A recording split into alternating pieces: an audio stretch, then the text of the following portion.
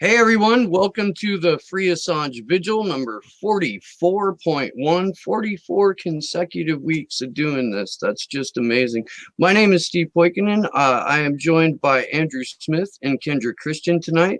I will bring in our guest shortly. But before we do that, let's get you caught up on our current numbers. Today is 3,437 days since the start of the illegal and arbitrary detention of Julian Assange, 390 days since he was sold to the UK by President Lenin Moreno of Ecuador for the $4.2 billion IMF loan. Reality Winner has been incarcerated now for 1,066 days. But on the positive note, today marks the 52nd day of freedom for Chelsea Manning and the end of the 10-year-long WikiLeaks grand jury. So let me please introduce friend of the vigils. He's back with us again. Our good friend Krish Mohan. How are you there, man? Hello. I'm good. How are you guys? Hanging in there. Wow. Yeah, I feel like that's about what everybody is. Either we're doing well or we're hanging in there. So we recently saw Julian's extradition hearing as of the 4th got moved for now until September at some point. I believe the date's yet to be formally announced, but we do know that it will be taking place somewhere inside of there. We've seen his bail get denied amidst the COVID-19 pandemic. We've saw the court extort the names essentially of his fiance and 2 children. And just so many other things just in these last couple weeks. I was wondering, Krish, if you could give a little breakdown about your thoughts of what's been happening to Julian recently. I guess the delay is kind of a win, right? Like they're not forcing him to go into a bullshit trial in the middle of a pandemic. So I guess it's kind of a win. I don't know if I would call that like hooray, let's pop the bubbly or anything. And it gives us a little bit more time to, or I guess it gives his defense a little bit more time to like push back against this bullshit narrative that they've created for him. I mean, as far as him still being in prison, why is the big question that I think everybody should be asking, because first of all, he shouldn't be. He served his time for something that he didn't even need to serve his time for. So, it's like most murderers get out on good behavior faster than what they're giving Julian Assange. Like it doesn't make any sense. Like they're treating murderers and cannibals with more respect than Julian Assange is, which doesn't really make any sense to me. So, as far as him still being in Belmarsh, it's nonsense. It's always been nonsense. And it's really hard to justify it at this point. Like it's really hard to justify him being in Belmarsh prison in the middle of possibly like one of the worst pandemics we've ever seen. Like it's very difficult for people to be like, yeah, this guy belongs, behind bars in essentially a place where conditions are not sanitary.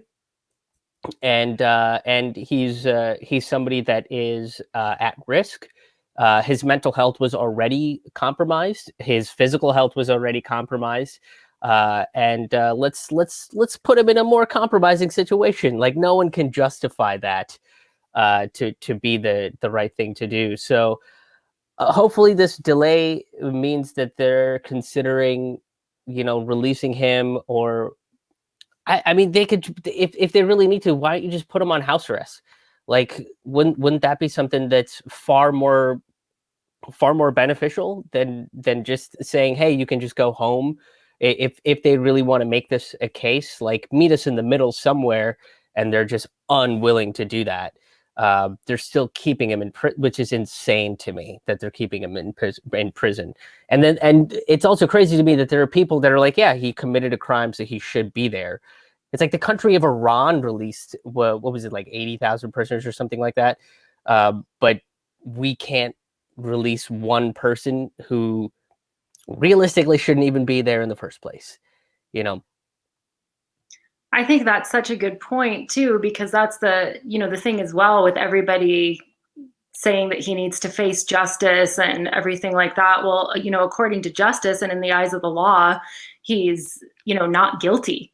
He's not guilty yet. Right. He hasn't even had a trial. He hasn't even had his hearing. And then to your point with the, why not have him on house arrest? They said that he's a flight risk, which is another, reforming of the narrative when he wasn't. He claimed asylum and was granted asylum. So, that brings a whole nother aspect to this case that's just so frustrating, I think, for everybody on the outside, seeing that, especially now with his life in danger, even further, with the COVID crisis, it's just really, really frustrating. Wasn't there a UN rapporteur that basically said like what he's going through is equivalent of torture? Yeah, it was Niels Melzer, the UN Special Rapporteur on Torture, that came out and said that yes, Julian Assange is being tortured. And then when the UK and other governments ignored the letter that he wrote to them, he sent them another letter like, hey, by the obligation of the laws and treaties that you signed, you can't ignore this letter. And I believe it was then that they got some kind of mealy-mouthed statement about due process out in regards to Julian's trial. So even with the UN literally saying, hey, this man is being tortured, I think the term that Niels Melzer actually used was he had never seen a gang of Western liberal democracies gang up in such a way to prosecute one person. And it is a gang. Is it like that's kind of the best way to put it? Is like these are a bunch of thugs, and what I can't remember the exact quote that the judge taught. They called him a narcissist. The UK judge called him a narcissist. And then what did Pompeo call him? A hostile non-state intelligence agency. Yeah, hostile non-state intelligence agency. Like what? These are fucking nonsense words. Like he is a publisher. Could you imagine what would have happened if, somebody from the or not even from the Guardian, like even from the Intercept, this happened to, like James Risen, who I'm not a big fan of James Risen and what he reports. He's kind of turned the Intercept into this Russiagate conspiracy theory blog site. But it's like if he was given the same treatment as Julian Assange, we would be setting shit on fire, right? Like, how mad did we get that one of CNN's anchors was not allowed to attend press meetings with Trump anymore, right? And like now he's on a fucking book tour, ignoring reporters and not answering questions about other journalists being incarcerated. Like we would be up in arms if this was anybody else. But because this is Julian Assange and because it's somebody that's attacked both the left and the right, it becomes okay. It becomes like excusable for us to sit there and say, oh, he's a hostile, non-state counterinsurgent, he's a narcissistic asshole that nobody needs to care about, when it's like this guy revealed everything wrong with like corporate oligarchy. Like this guy revealed war crimes. He revealed how the Democratic Party is trying to steal their own elections.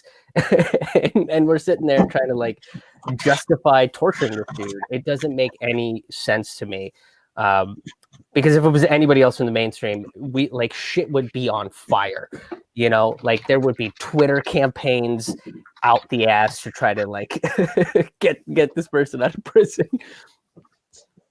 And that's the craziest part too, is we're not seeing as much of things like that pop up as you would really expect in this situation. So what we're trying to do actually is each week now we're releasing a different set of actions that people can take. Last week we had petitions, we had fundraisers, and we had contacting different media outlets, both independent, alternative, and mainstream. This week, actually, our first thing is driving by and throwing a digital slushie on Mike Pompeo because he made some ignorant ass comments on World Press Freedom Day about repressive regimes and journalism. The second one is contacting European and global media organizations like press freedom organizations. We have 4 different House members, like U.S. House of Representative members to contact. And then also we've launched our GoFundMe for our DC protests coming up in September, because we have roughly an official date that we can sort of start planning around. So I dropped that in chat for everybody. If you're interested, go ahead and take a look at it and share the links out if you could, because I think that would be, even if you just drive by and throw a slushie at Pompeo virtually, I think it will make at least some kind of impact. Wait, you got to explain this drive-by digital slushie thing. So Mike Pompeo said, and I quote, "We commend the efforts of journalists working in repressive environments to support the free flow of accurate information, including on COVID-19. We call for the immediate release of all journalists imprisoned for their reporting. Hashtag World Press Freedom Day 20. So he's saying Julian Assange should be taken out of Belfast. Right. That's kind of where we all went with it. Yeah, absolutely. Like, he got beat up pretty good on Twitter for it, but that's not, enough. But by all means, go ahead and kick Mike Pompeo around, please do that. I think he should be sandbagged with the video of the Italian reporter handing him a bag of dog food, like, nonstop. Did you see that, Krish? I did. Yeah, it's just beautiful. If you eat it 3 times a day, you may become as what? Kind and loyal as a dog? Yeah. Honest and loyal, I think it was. Honest and loyal. That's right. Yeah. Mike Pompeo is America's deadliest Care Bear. Is really what he is. That's real talk. Right there. That is. He pretends like he really gives a shit, but he's a sociopath, man. Like I it's just one of those things. Like, I remember listening to that interview he did where he like freaked out on the NPR reporter, and everybody was like, "Oh my God, Mike Pompeo, this is so uncharacteristic." And I was like, "Are you sure? Like, uncharacteristic? This guy was the director of the CIA. Like, this guy's got repressed rage out the ass. Like, this guy's the like living representation of repressed emotions, and it just came out because somebody questioned him about some shit that they didn't want to. It's no different than like any other corporate Democrat or corporate politician going on any of these corporate mainstream news networks, and then they get challenged a little bit, like Nancy Pelosi telling Jake Tapper to calm down because he asked her a legitimate question for the first time in 10 years of reporting. And what happened when she asked him to calm down, Krish? How it was hilarious because he got smaller on screen somehow. It was just like, how can I condense my body to show that I'm not dominant? Can I roll over on my belly a little bit more? Like, they all bend the fucking knee. They don't do what these actual journalists are supposed to do and push back. Like, if Nancy Pelosi did that to anybody at the Gray Zone or the Mint Press News or even Democracy Now, for what it's worth, I don't think any of them would show their belly and cave in. They would push back on that and be like, "What do you mean calm down? There's people that can't pay rent, that can't buy food, their families are starving, and you're sitting there, having a fun soundbite moment, eating ice cream that none of us can afford in your $24,000 refrigerator." 2 of them, by the way. There are 2 refrigerators in that video, which is fucking insane. And then she has the audacity to sit there and say, "Oh, calm down. The governors will figure it out. Me and Chris we've all been working together. Me and Chris or Andrew Cuomo have a couple of differences and we'll be fine." And so you don't give us any answers. You don't give us any help. And then you sit there and tell a reporter who's finally doing his job to calm down. And he doesn't do anything about it because they're not trained to do anything about it. That's so true. And I'm glad that you brought up Pelosi doing that as well, because I think, we see that with Trump, but that almost circles back right to where we started with, Assange being hated by both left and right, which makes him an excellent reporter. That's exactly it's like the press has just completely forgot how powerful they can be. Yeah. When they're doing their jobs and they're there for the people, that is a powerful position. It should be the other way around, where politicians are fearful of the press. Well, with Yeah, Julian's trial, it sets a whole new standard for that, because it shifts the balance of power to allowing the government to prosecute someone for doing real journalism and real reporting. So what we saw there is something that will be seen a lot more, because someone in power says, like, hey, you asked me something that makes me uncomfortable, like, we can put you in jail. And then the water parts for them as they walk through to the other side of tyranny. Yeah, and I think that's my biggest complaint with people in any part of corporate news, or anybody that's kind of defending the actions of Pompeo and the UK and Lena Moreno is, well, I mean, you're essentially bending the knee for authoritarianism. Journalism is supposed to question shit. It's supposed to question people in power, people in a position of authority. The journalism is their watchdog. It is their checks and balance. That's what the freedom of press is supposed to be for.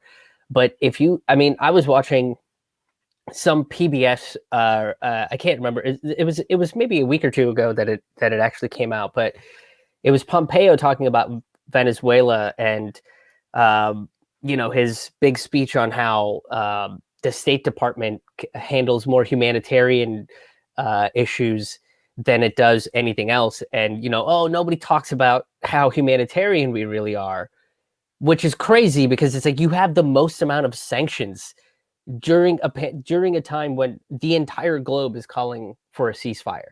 The entire world is saying, stop with the wars. And Mike Pompeo is actively going out there and saying, well, we have to put these sanctions because, tyranny.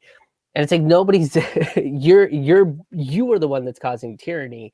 But that's the thing is, again, none of the journalists that I was listening to ask a question were pushing back on his narrative. Like, one of the questions was literally asking about whether Juan Guaido was going to be accepted as the president of Venezuela, which is like, how much more of a softball question could you really get? Is you're asking the orchestrator of the coup whether he thinks his coup is awesome or not. Well, and this is because a U.S. Merc outfit just got caught last week trying to sneak into Venezuela to assassinate Maduro. Again, and the guy who got caught was like, look, I have this 212-page contract signed by Juan Guaido. It's, what, JJ Rendon was the guy who brokered it.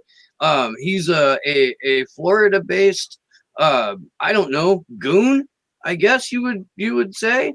And this also, like Trump's bodyguard was involved in this. And I just did a video on it on my channel, So Newsday. It's insane, man. It's absolutely insane. And it was for like a crap ton of money. So I have a question, because we've been talking about the TPP a lot and the new evolution of it that somehow managed to be worse. In the TPP and its evolution, there is a clause that allows for corporations to sue governments for interrupting their ability to make a profit. Yeah, the ISDS. Yes. Would that private intelligence group or that private mercenary group be allowed to sue the nation of Venezuela for stopping them from assassinating their president because they lost that contract? I think it would probably. I don't see why they wouldn't push it. Yeah, I think it would probably have to depend on how you spun it. Right. I mean, that it would more or less be a game of spin, because I mean, it is like you did go out to assassinate a world leader, like a legitimate world leader, that the only country that doesn't recognize him is the United States. Like, Canada recognizes Nicolas Maduro as the rightful leader of Venezuela. I'm pretty sure are we the only one? I might be wrong about that. No, there's like it's like 55 or something like that, but it's all U.S. countries. They're all U.S. allies, right? The U.S. burps, they all sniff to see what we had for dinner. It's the client state sort of relationship. But even at 55 countries, that's still like 145 that don't, 135 that don't Yeah. recognize this guy as the because he's not. He's a Yeah. fake president. His ambassador is a fake ambassador. He couldn't even issue passports. While they still can't to this day. Can't issue a passport. We had Kevin Zeese on last week, who was one of the 4 embassy protectors that were in there until they got hauled out. 27, 29 days. They were in there through all kinds of just maniacal stuff. Power cut off, water cut off. Weren't able to get food into them. Straight up tackling people. Guaido's, just paid mercs were standing outside preventing food from getting there. Just god awful situation.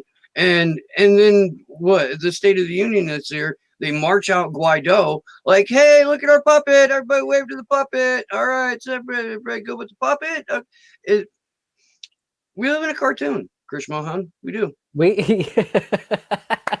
Yeah. And if you want to talk about unity within Congress from the Republicans and the Democrats, it's in supporting Juan Guaido.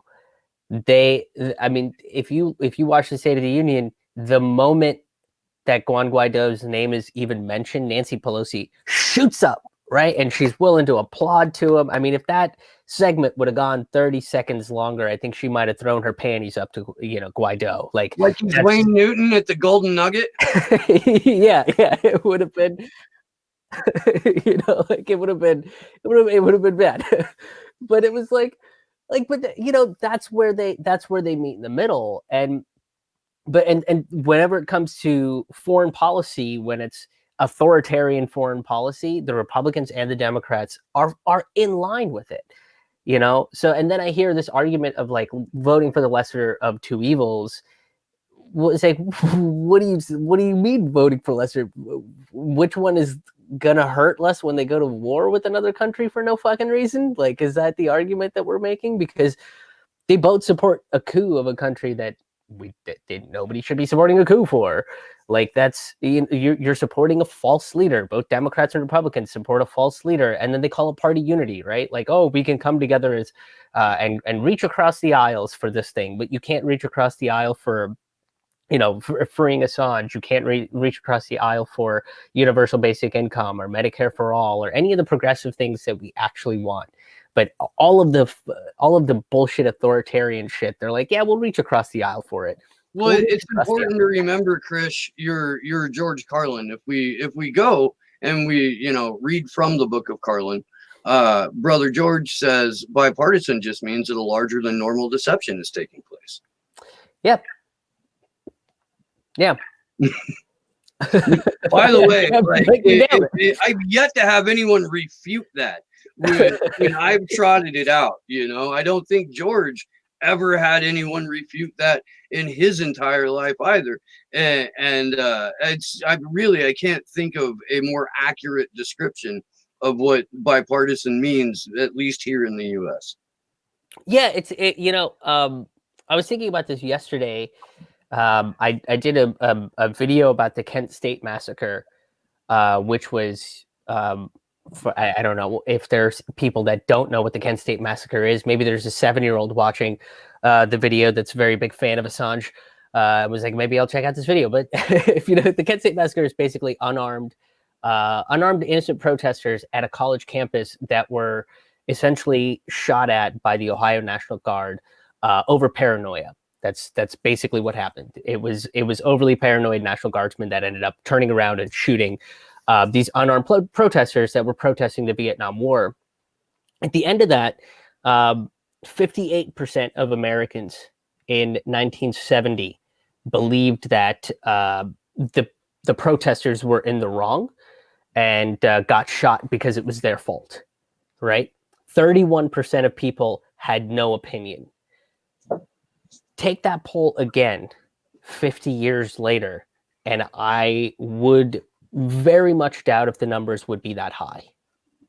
11% of people in 1970 believed that anti-war protesters being shot on a college campus is wrong. I would wager to bet that if you do the same study again, it would be a much higher number that thinks that unarmed protesters being shot is considered wrong, right?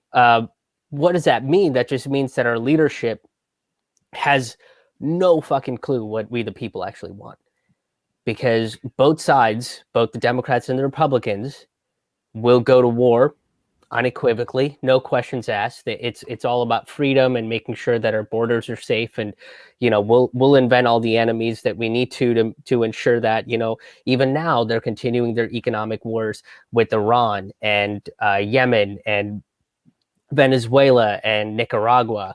We're still dropping bombs in Iraq and Syria and Yemen, and it's just like, why? We're in the middle of a global pandemic, but both parties are like, yep, let's keep doing that. That seems fucking awesome, right? But if you talk to us, if you talk to people, and once people figure out that, like, I talked to a friend of mine and I was like, yeah, there's still economic sanctions on these countries and they're not able to get like medical supplies. And Mike Pompeo is like, oh, well, humanitarian things can go through. And it's like, well, why doesn't Iran have that? Well, it's Iran's fault, is basically how they do it, right? When it's just like, well, if that's the case, then just instead of dropping bombs, why don't you drop a bunch of medical supplies for them? Like, why don't you do that instead? But you keep drone bombing the shit out of them. It doesn't make any sense. And if you talk to regular people about that, they're like, yeah, that also sounds crazy. Like, it's not in 50 years, our whole perspective of being anti-war, this bipartisanship of war that is in Congress, is completely shifted. People don't want war. People don't want these economic sanctions put on a country, and the people of that country suffer. You had oh God, what's his name? I think his name is Stockton. Correct me if I'm wrong. He was a former director of the CIA, and he was an admiral too, I believe. Yeah. Okay. Yeah. He basically came out and being like, basically the way that you have to crush a country is by putting economic sanctions on them, making the people suffer, and then convincing those suffering people that it's their government's fault that they're suffering, instead of us actually putting economic sanctions on them. So it's just like a gaslight campaign to make the citizens of a country turn against their government. And it's like, if you tell anybody that, and if you show people proof of the United States doing that over and over again, no one's going to support it. And everybody will start supporting anti-war protesters and activists, right? Everybody's going to look at what Julian Assange revealed with the help of Chelsea Manning and sit there and go, well, that's fucked up. Why is this guy in prison?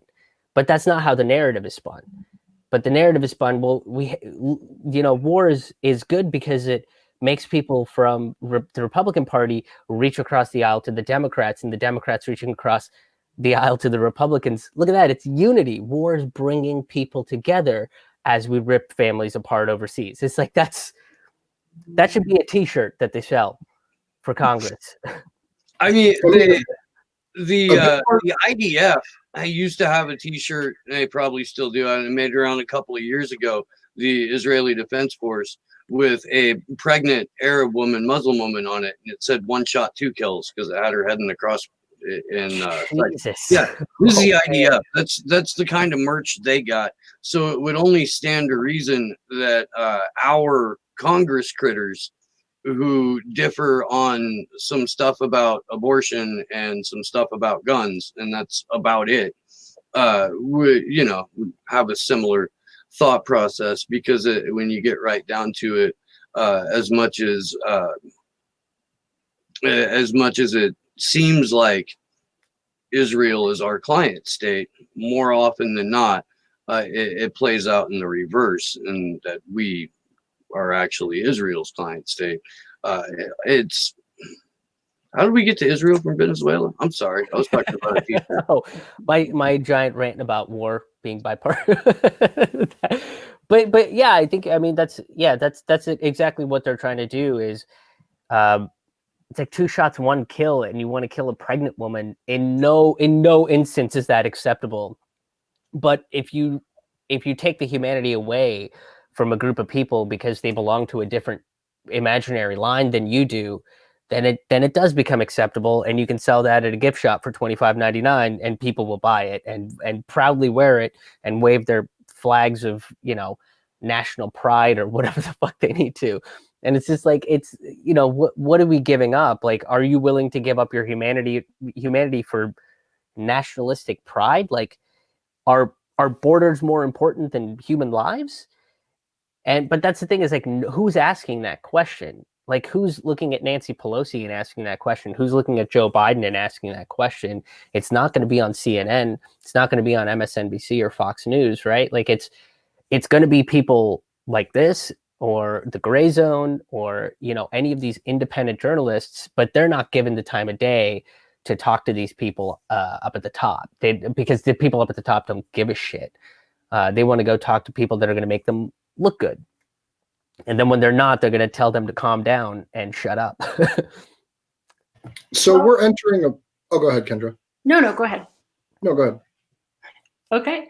No, I was just wondering what your guys' thoughts were, because it seems like, I mean, for decades that we've seen this same thing playing over and over again. You know, when something doesn't go well, oh, well, that's the Republicans' fault. When something else, oh, well, that's the Democrats' fault. And, you know, it's always the things that they agree on that we should be worried about. And there's part of me where I go both ways, where I'm just, especially with what happened with the DNC again, I'm like, you know, it happened again. And I do feel like they've lost a big portion of people that maybe weren't lost before. So I'm wondering, you know, if that's, you know, part of this real huge push towards authoritarianism, because they think that that's, you know, maybe they've played this hand one too many times. I'm just wondering what you guys think about it. Or are we just seeing it's not broke, so why fix it? We don't need to. The same narrative works over and over.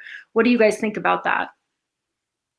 I think that the intelligence community and their like puppet minions only have so many tools and ideas to work with, to where you see like false flags getting repeated throughout history to get us in the war, all the way back to the point of our nation's founding was started with the Boston Tea Party, and people are programmed to believe that situations like false flags are, I don't know, like an acceptable form of collective lying, essentially. But we've also seen like the entire anti-war movement back post 2008 get completely gutted. Under Obama, a lot of them closed down.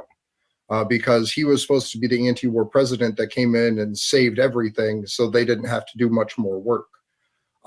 So there's this like double-edged sword of people buy the propaganda and then respond to it as if it's real, while at the same time in doing that, it destroys the foundations of like collectivism that we use to actually accomplish things as a civilization.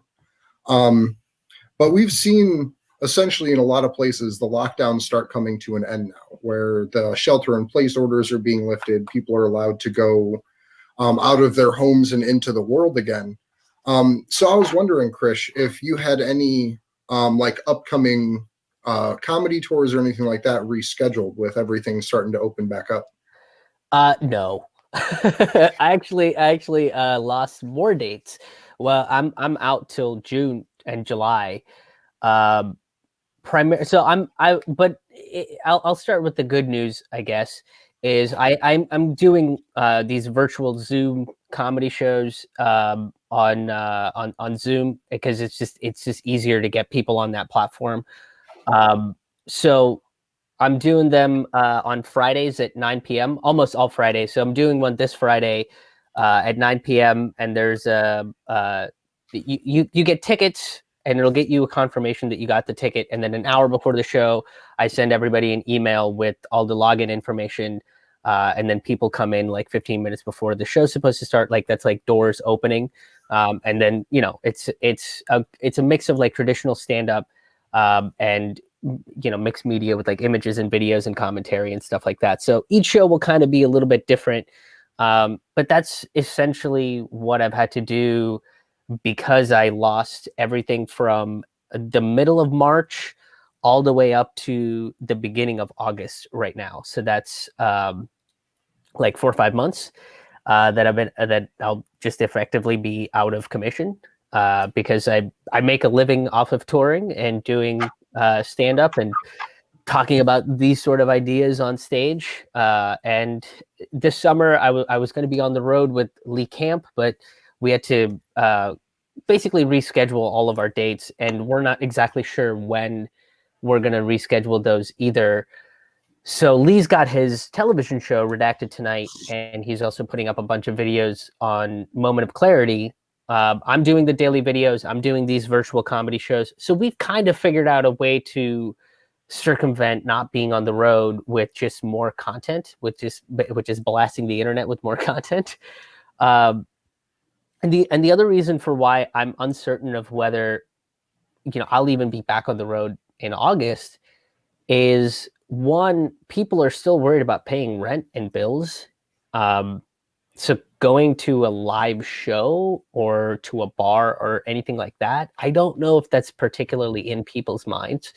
The other part is there's a lot of venue owners and just regular audience goers that I think are a little scared that there's going to be a second wave that's going to come through, that there's going to be some kind of reinitialization of the virus, and we're going to be right back to where we started again. So, whether these venues open their doors again, they might operate at a lower capacity. So you might see 100-seat venue operate at 25 seats or 30 seats just to make sure that everybody is, keeping safe and socially distancing the right way. Or they might just not do live events for a while because it's just safer that way, and they can kind of prevent the spike of another outbreak or something along those lines. So I'm not exactly sure when I'll be back on the road, but in the meantime, like those virtual shows, I'll probably end up staying up for a little while after this to do some writing for that show. And it is talking about like events that normally you wouldn't hear on corporate media, right? Like it is criticizing capitalism. It is taking you through the the immigrant perspective, and like what citizenship is like, and how the more nuanced perspective of what's going on with this pandemic, and criticizing corporate media. So for people that are kind of like feeling bogged down from it and need a release, like there is still comedy shows around. And if anybody wants to come, there's still some tickets available for this Friday, but the next one will be on May 22nd as well. Yeah.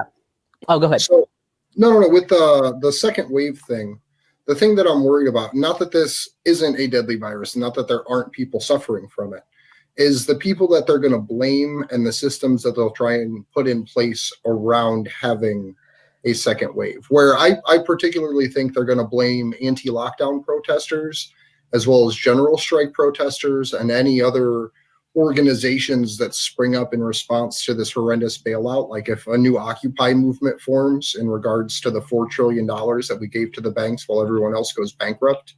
So that's as an organizer and someone that's trying to continue to get people in the streets in a safe way, I'm really concerned about the whole second wave thing, just from the perspective of allowing greater expansion of the intelligence community, allowing more artificial intelligence implemented through doctors' offices and law enforcement, as well as teachers. And then also any other little policies that can get snuck in there that expand government power that we have a hard time even finding out about. Well, I would say that anybody that tries to blame the second wave on general strikes is bullshit, because virtually every single general strike and rent strike protests that I've seen have all been in cars, and they've all been doing the social distancing thing. They've all been wearing masks. They all kind of stay apart from each other, and they're very careful about it. Like, it is super well organized, which it should be, right? Like, if you're going to advocate for collective bargaining, if you're going to advocate for ensuring that there is a mortgage and rent freeze and people aren't going to go into debt and lose their homes, lose their apartments, and you're pushing for that, yeah, do it in a safe way. And you should have a good level of organization behind it. And they do. These lockdown protests, these people are just scared because they've never been in this position. They are coming from the perspective that work is everything. Not everybody can be an entrepreneur, and some people are comfortable just kind of being the grunt. And now it's like, oh, we have to think about ourselves. We have to think about who we are as people, and we've never fucking done that before, and that's scary as shit. When for someone like me, it's like that's every day for me. That's all the time. I just constantly think about who I am as a person and how to hate myself in a different way. That's how I kind of that's my status quo, you know. That's, You're a comedian. Yeah, I mean, call me an artist. Long time ago, before I got invited to be successful elsewhere by the nation. A friend of mine sent me a little comic strip, and it was like how to be a writer. Step 1, drink. Step 2, hate yourself. Step 3, repeat. Yeah, that's pretty accurate. So it's like, but these people have never done that before. So now they're just like, well, what do I need to not think about these deeper issues, to not think about, who I am as a person and what my purpose in this great world of ours is. Where do I fit into the universe? Well, I need a haircut. That's something that I can fight. And then they bring their guns and call these governors fascists and things like that. And it's just like, man, you're kind of missing the point of what we should be advocating for. Like, we shouldn't be advocating to go back to work for virtually no fucking pay. Like, we shouldn't go back to work just so the CEO of Target and Walmart and Amazon can make a shit ton of money off of your hard labor. Like, that's not what you should be advocating for. Like, if these lockdown protests really meant something, they should go and fight for the same things that the general strike protests are advocating for, which is better pay, better treatment of employees, and corporate transparency. Like, those are some major things that I think we can achieve if both of these, like, this is where we need that bipartisanship we were talking about earlier, right? I think with the general strikes and the lockdown protests, I think trying to bring them together to demand an immediate reopening with these conditions met would be much more powerful. Because a lot of what the lockdown protests are about is the fact that we've been receiving just a shitload of disinformation, that this was, not that it's not real, but statistically overblown by global institutions that are seeking control. And I think if there was any way to unite essentially like the Ron Paul audience with the Jimmy Dore audience outside of a governor's mansion demanding Medicare for all through the National Nurses Union while we go back to work, I think trying to build something like that in this moment is extremely pivotal, but also something that can be done because of the level of desperation. Because most of the end of lockdown protesters, they're so worried about actually having a job that they're willing to go back into these slave-like conditions. I think largely because they don't understand the inherent power that workers collectively have. Well, here's the thing, though. You can tell that the Reopen America protests are astroturfed like crazy because, as Chris was saying, the only demand is, please, boss, please, government, let me go and generate more income for my boss because his second mistress needs ass implants and a new Mercedes. And that's like it. That's all they want. So it's a manufactured construct. And I do believe it's possible to get, cross purposes. But as we found out, Andrew and Kendra in DC, like, you have to do that in a post-partisan fashion. And the reason these things are so politicized is to avoid that happening. There were over 170 different strike actions that took place on May Day. I had the two women who have been organizing Corona Strike as a hub for everyone else to gather and coordinate strikes on the show. I believe it was on May Day. And it's not like there is an overlap there. It's just the barriers that are put up by the politicization of it are fairly hard to overcome. Again, when there's the role of the media is to manufacture confusion because we already got consent. Well, and I think too, with both groups, the one thing that they could agree on is that they would, maybe we could have some information, and maybe we don't, maybe there's a group of people that that do want to go back mainly to work, and other group of people that want to, you know what I mean, and the lockdown for other reasons. And, I guess there's part of me that wonders, like, does everybody have to agree on everything right away to join in on something together, Yeah, that's so I've been doing a whole bunch of videos on like different strikes and labor movement actions all throughout history. And that's always one of those things, is how do you get people from two different sides and two different ideologies to meet in the middle and say that this is the core set of things that we're going to ask for, and then build from there. And usually it starts basically with where the general strike protesters are starting with, right? And I'm kind of saying general strike as an overall of like all the strikes that we're seeing, which is essentially better treatment of the employees, better pay, better hazard pay, and corporate transparency. And on the other side, if you bring in the rent strike folks, I think you could look at you could look at the mortgage freeze, the rent freeze, and ensuring that the rent and mortgage prices aren't going to go up at the end of this pandemic. Those are all very reasonable demands to make, especially when you look at the fact that the corporate sector just got like a $5 trillion gift just handed to them by the federal government. And the way you could talk to people is bring that up, right? These people on the right, the lockdown protesters, are probably the anti-handout people, are probably going to sit there and say, well, I don't want to receive a handout. I don't believe in that. And anybody that does shouldn't do that. Well, the banks just did, the corporations just did. And if they go, well, yeah, of course the corporations did, because that's how the government, operates. It's like, great. Do you want it to? No? Well, great. Let's talk about corporate transparency then. And you bring them on board that way, and that can become like the flagship point that people kind of drive forward with these strikes. And you can bring the lockdown protesters and the general strike protesters together and push forward. But but they don't want us to, right? But that's why you never see anything about a rent strike, anything about these worker strikes.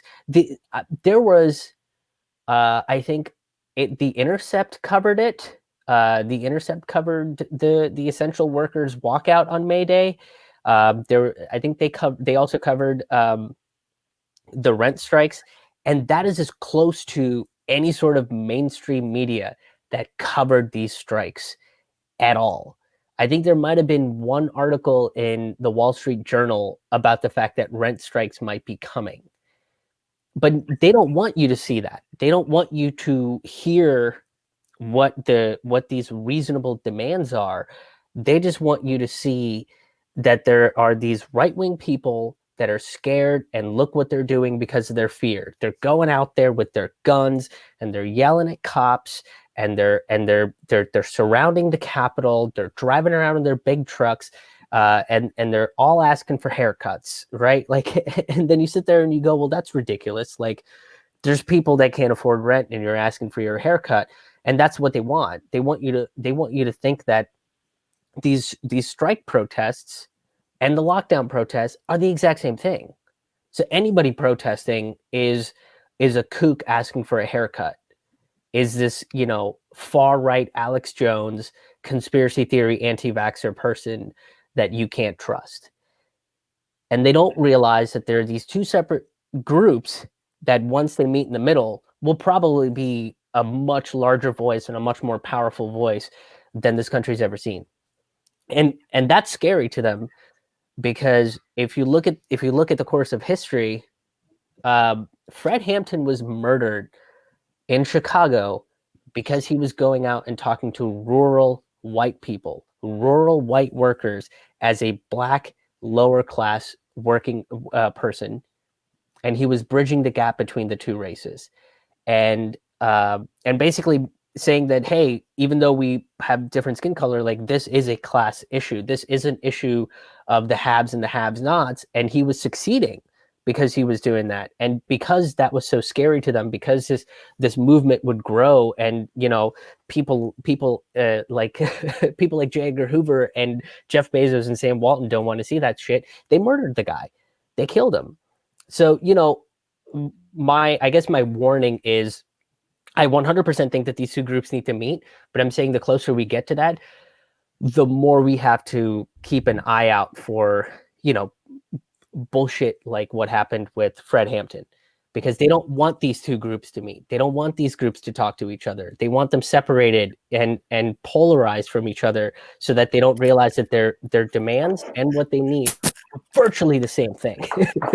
Well, and I think too, Krish, like, oh, sorry, Andrew. I was just going to say, I think too, like, just that's so much what we see with Julian Assange and WikiLeaks, because whereas everybody, each side, at least, those that are in power, the left, the right, everybody hates him. That also gives him that, in WikiLeaks, by giving people the truth, that unique position to unite people. Because a lot of what people, I think, are, disunited, if that's even a word, on, or, separated on, are things that are possibly not even true, and propaganda that everybody believes about the other side that's not, necessarily true.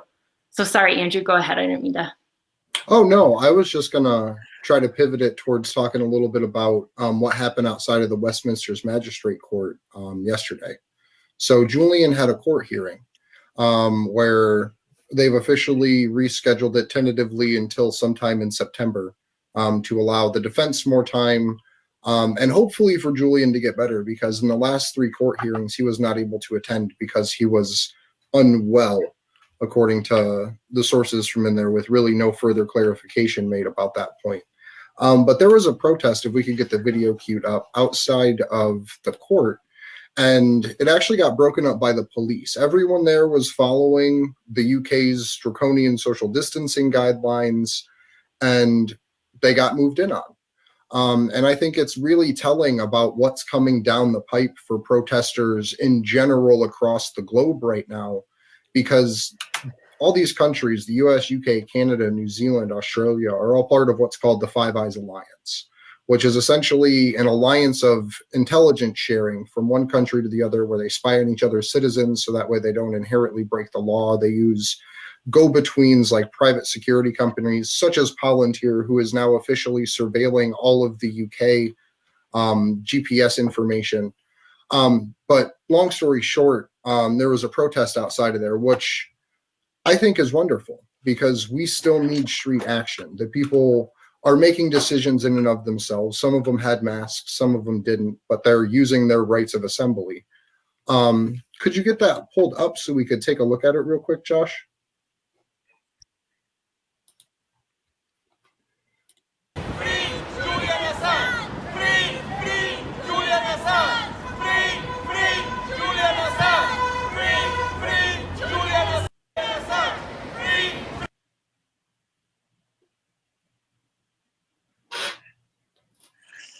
So it's just a short little clip, but literally those people innocently standing outside of the Westminster's Magistrate Court, speaking up about free association and the freedom of the press, literally got moved on by police and forced to disperse with threat of police actions against them, which ultimately involves violence and incarceration in a time where the UK government's trying to let prisoners go because of a mass global pandemic.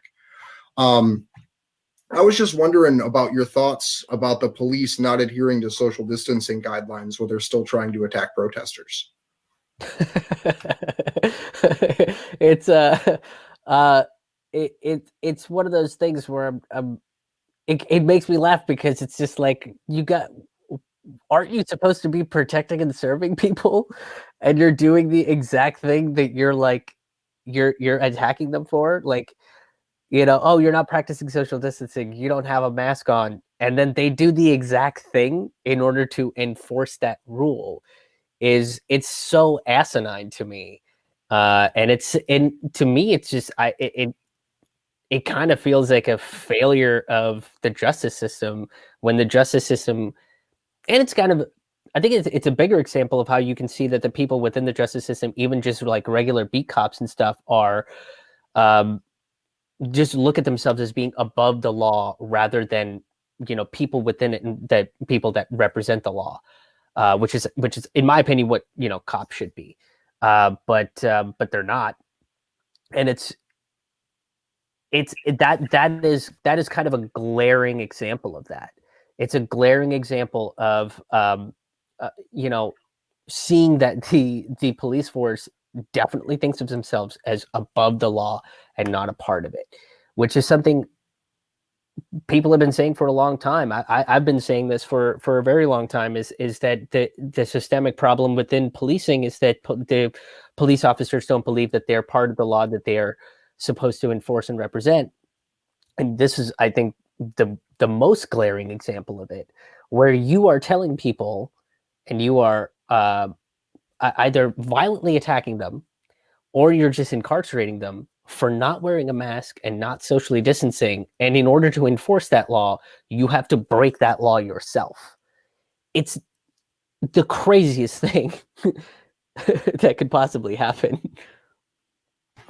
Right, and it really speaks back to like the nature of what they're trying to do with the coronavirus, because it is a problem. Like, there are people dying of this disease on a large scale, but through that, they're being able to implement all of these draconian measures, to the point that in Australia, for the first time in history, I believe, we saw a protest organizer get arrested for, I believe, incitement 3 hours before his protest took place.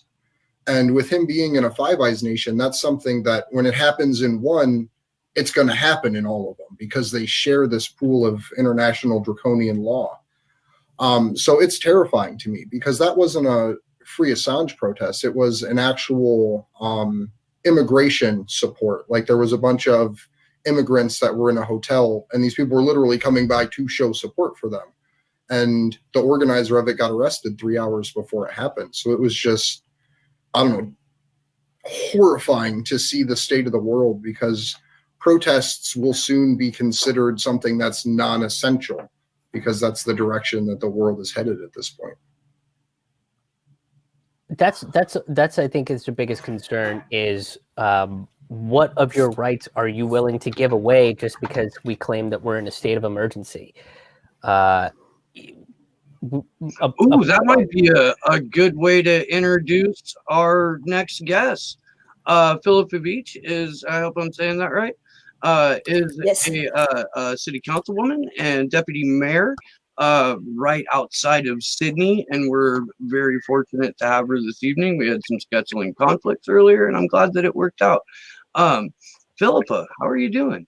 Yeah, I'm good, and I'm sorry. I don't know what's happening with this connection, but it seems to, my computer seems to be like just totally freezing up, and I have to completely restart my computer. So that's what happened just before, which is very odd. So I will talk as quickly as possible, and if I suddenly disappear, it's because my computer's jammed up.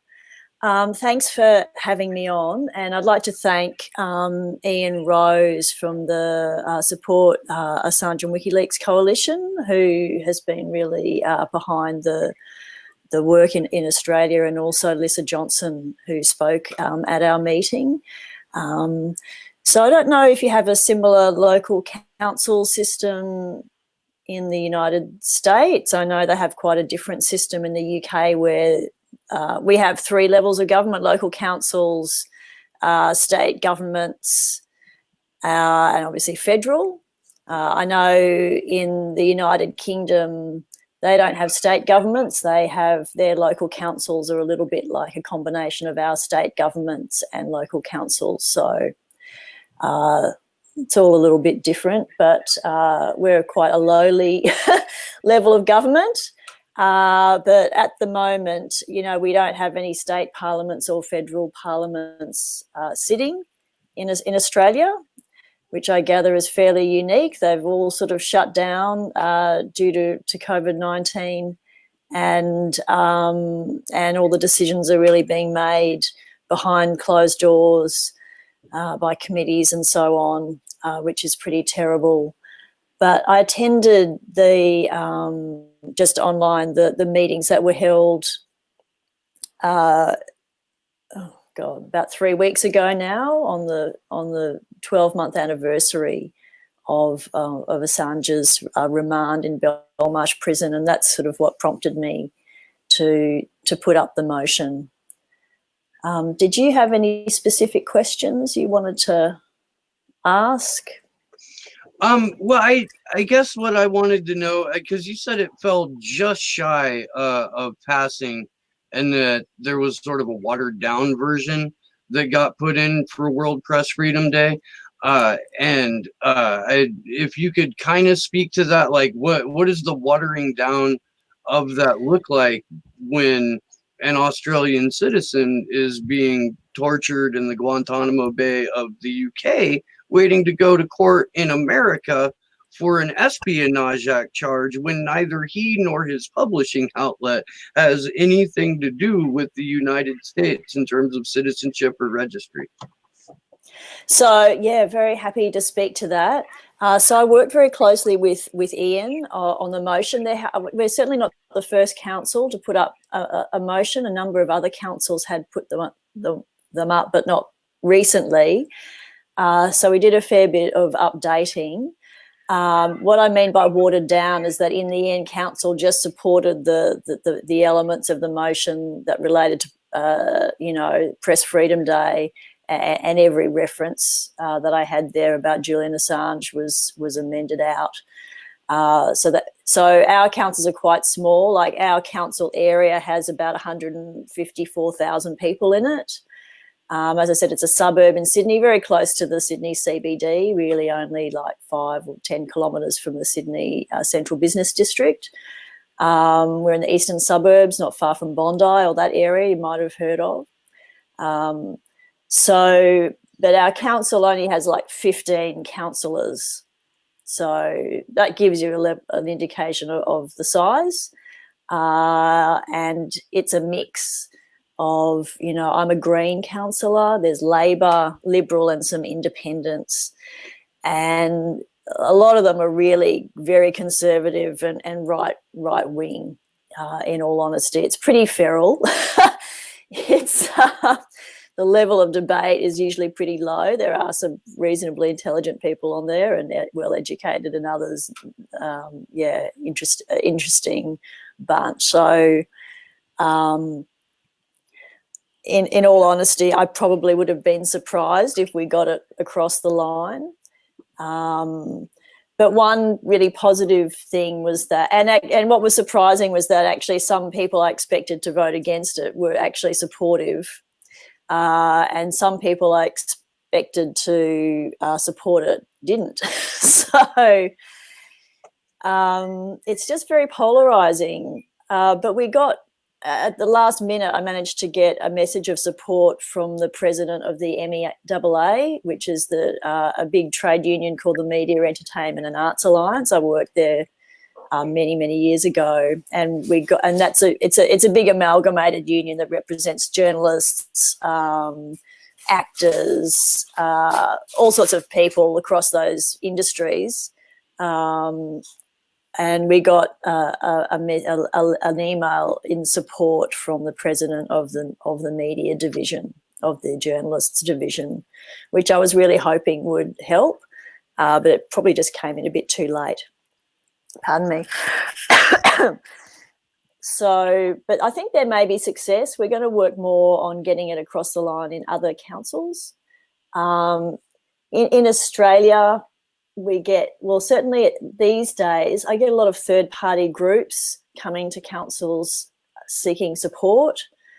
So we have a big group in Australia called Stop Adani. I don't know if you've heard of the proposed Adani coal mine, which is like this mega coal mine in Queensland, which most of Australia does not want. So they're a very active group. They've been contacting councils to put up motions to boycott sort of different contractors that might work for Adani but also work for councils, like engineering firms. There's another group called Lock the Gate.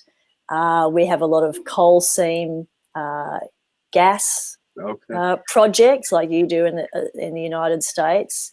There's some pretty bad ones coming down the line. So we have those groups, and they're really now coming to councils to put up motions. And that's sometimes even if it's just writing a letter to a company, really gives them the shits.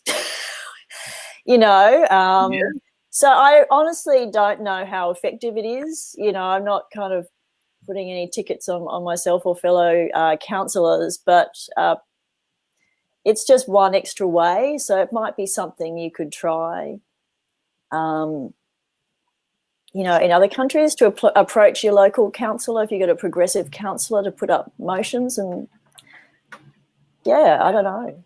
Yeah. Go ahead.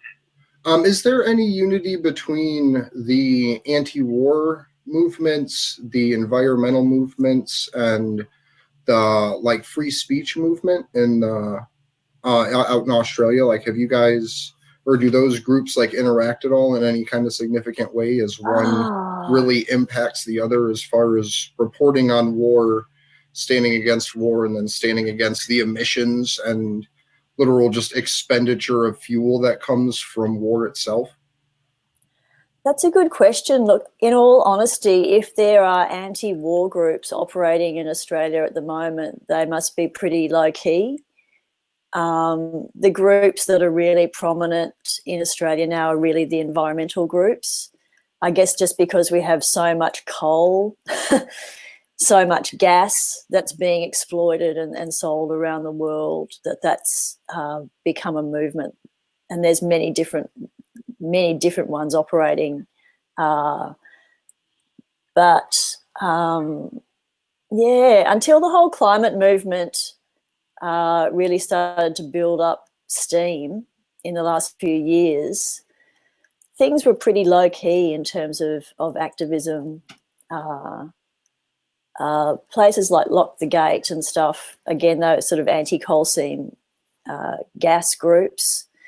There's different groups, but there's not a big anti-war movement here. Not a big free speech movement. We don't have a Bill of Rights in our constitution. So at all. That was actually something I wanted to ask about, kind of in relation to David McBride's case and the raids that happened on ABC. Because for people who don't know, David McBride is an Australian whistleblower and former Australian Army officer that reported and turned things over to the media that were, I don't know the specific details, but basically exposed the politicization of the Australians' participation in the war in Afghanistan. I was just wondering if you had, I don't know, kind of any insights into what support looks like for him out there with Chris Wilkie, or not Chris Wilkie, one of the MP. Andrew Wilkie. Being a former whistleblower himself. Is there a lot of support for David out there, or is he still kind of unknown? Look, there's not a lot of reporting on him. The raids on the ABC that occurred last year were very well reported. So people were pretty up in arms about that. But David McBride is not a name you hear around much. That sort of Andrew Wilkie is a really good independent member of Parliament, as you know, a former whistleblower himself. So he's been fantastic. But yeah, I'm sorry to say that's not really the case. We had we had two Australian citizens, obviously, David Hicks and Mamdouh Habib, who were locked up in Guantanamo in the early 2000s. They weren't journalists, obviously. And look, they're eventually built up. They were there for years, and eventually there was enough support to get them brought out of that. I don't know what it's going to take to do that, but I'm really going to I'm hoping that other councils will be able to get more active on the Julian Assange issue, which has obviously been going on for so many years, but it's just at such a critical point now. We Can I don't want ask to a see him. question? Go ahead. Sure. Do you mind if I ask a question? What is sort of the general consensus amongst like the population about Assange? Is there are they against what's happening to him, or is this sort of like the same thing that we see in the States, where there are some people that are more informed and there are other people that kind of listen to the more corporate narrative that comes out, and you know, there's mostly pushback against Assange? There's just not that much discussion. I mean, you know, you've got you if you're on social media, obviously, you've got your algorithms kicking in, which are feeding you, you know, different stories, you know, based on your kind of interests and whatever things you've clicked on. So I will see a lot of stuff pop up on my news feed, but you don't see much about it in mainstream media. You know, your newspapers or your news bulletin, television news bulletins, and I wouldn't have a clue what I doubt whether the average person would be seeing much about him at all, and they're probably not thinking about it. But like Andrew, there was and I didn't even realise this until I started doing a bit of background research for the motion. I had not even realised that a petition had been tabled in our federal parliament in February, and that's something that's of quite a lot of interest to me. And I didn't even realise that a petition I had been aware of the petition, but I didn't know it was getting tabled in Parliament. And that was 270,000 people, one of the biggest petitions ever tabled in federal Parliament. But it got no coverage. It got no coverage, and no one was in Parliament at the time. So that's incredibly disappointing. But yeah, I was gonna say, is your media kind of like what the media in the States is? I'm asking if this seems kind of like sure. a stupid question. I'm not No, familiar not with at all. Australia a whole lot, No. but yeah, that's why I'm like, when you said there's no Bill of Rights, I'm like, that's wild. You know, to me, it's like, I don't know how you would operate something like that. But the question, I guess, is the media structure in Australia similar to what the media structure in the States is, which is essentially like 3 big corporations control most of the narrative? Yeah, pretty much. Obviously, Rupert Murdoch, it was originally Australian, so this is where he started. So, you know, he owns a lot of newspapers. Some towns and cities only have one newspaper, and that's a Murdoch, that's a News Corp publication. Oh. Yeah, so I'm not joking. The media here is very limited, and so you know, in Sydney, for example, we have 2, and Melbourne's are similar. We've got 2 newspapers. One is just a really lowbrow tabloid, you know, a News Corp tabloid, which is basically just a propaganda arm of the coalition government, or vice versa. The coalition government's a propaganda arm of News Corp. They're that kind of in bed. It's terrible. Like, there's just no objectivity, not even a semblance of it. And then we have another newspaper, which is not bad, but that recently was bought out by one of our major commercial television networks, Channel 9. So, and there's been like just massive, I mean, in my late 40s, I still like to read print paper. So I'm still in that theme. You know, we get the papers delivered, but we're probably in the minority. You know, the minority of people are still buying print, but obviously they've lost a huge, like, all of their advertising revenue has just vanished. So over the last decade or so, there have just been massive layoffs of journalists, full stop, whether it's in the ABC, which is our national broadcaster, a bit like the BBC, very highly respected. So they've had they're constantly getting funding cuts. They're a national broadcaster funded, so there's no commercials, you know, no advertising, so they're fully funded. So every year they just have budget cuts. They are laying off journalists and staff, and the same with the other media outlets, I guess the newspapers, you know, news media outlets, mass layoffs of journalists. So the media landscape here is pretty bad, really. Yeah, it sounds pretty similar to what's happening in the States. Yeah, I don't think we've got Sky News, which is owned by Fox or News Corp. I don't think it's pretty. I mean, I don't subscribe to it, so I don't. It's you know, cable or whatever. So that's pretty bad, but I don't think it's as bad as the American Fox. Not No, well. It's close, but not quite. We like to be pretty exceptional in the States. We're pretty. Yeah. We like to be number one, including. Yeah. So we got propaganda, incarcerated citizens per capita, military spending, and number of adults who believe angels are real. That's USA. USA. number one. We're number one. Wow. Actually, we saw a thing. I saw a story on one of our current affairs shows last night about some weird American church that's getting people to drink bleach, and apparently, like they put there's little bottles of bleach, and you put drops of bleach in your water. And there's some outlet of that in Australia too. So like holy water. You've got people drinking. Rocks. It's called MMS or something. And it's some church, and this guy's called there's some pope of this church, and anyway. Oh, man, well, I kind of don't think it's that far fetched. We're probably getting off topic, yeah. Yeah, I mean, it's not super far fetched, but I was going to say we do have snake handling churches in America where they make you hold a snake, and if it bites you and you don't die, you have the love of Jesus. That just makes me think of The Campaign. Like, I don't know if you guys seen that Will Ferrell movie. Oh.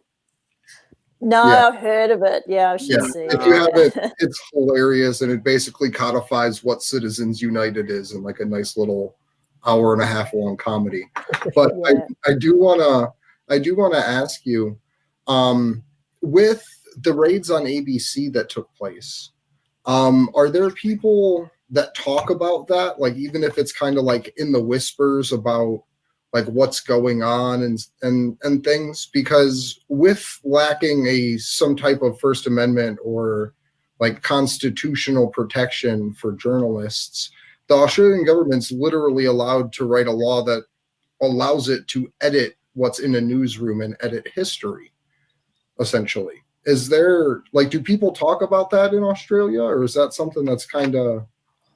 Well, you know, the news cycle is just so rapid. There's just always something happening. I mean, that was Australian Federal Police, so it wasn't the government as such, but, you know, there was, you know, highly likely to be political influence there. But that really, at the time, was not something that was supported, and even News Corp, all the big you know, media outlets came out and wrote open letters, and there was even like they were touting freedom of speech and so on. But then we had all the big bushfires. I mean, they were just so all-consuming. Like they're so terrible. Like that just took over everything in the country, pretty much. There was no reporting on anything else much at all because it was such a disaster. I mean, we had about 18 million hectares of forest burnt. I mean, a significant part of the southern east coast of Australia was burnt. Most of our national parks. It's an absolute disaster. So that just took over everything for quite a few months. And then pretty much right at the end of that, we've obviously had the coronavirus. And now that's all we hear any reporting on. You don't hear anything else reported on, pretty much. So that's kind of been the situation here for the last 6 months. Bushfires for 3 months and then corona. So no, there's not that discussion about the ABC raids and so on has just sort of gone completely off the radar. One question that I do have for you is that what advice would you have for us or for people who, you know, would like to approach their city council person or, you know, something like that of the best way to approach someone in your position? I mean, obviously, I think you're a little bit more open-minded than most and willing to listen and also, you know, look for the truth on your own. But what, you know, some of your colleagues, I mean, what do you think is the best way for, say, even just somebody like me to approach my city council person? Well, I don't know. Now you guys have all frozen, so I can hear you. Can you still hear me? Yes. Oh, no. Kevin.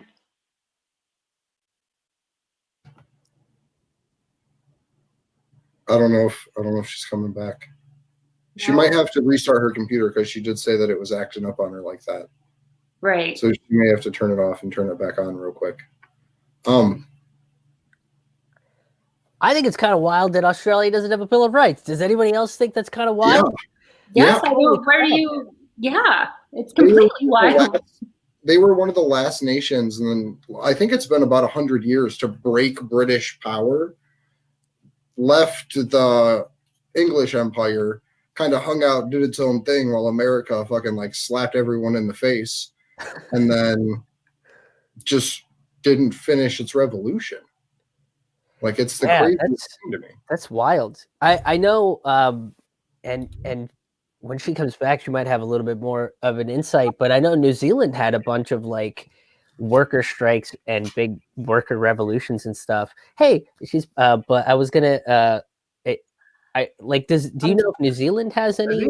I think you're back.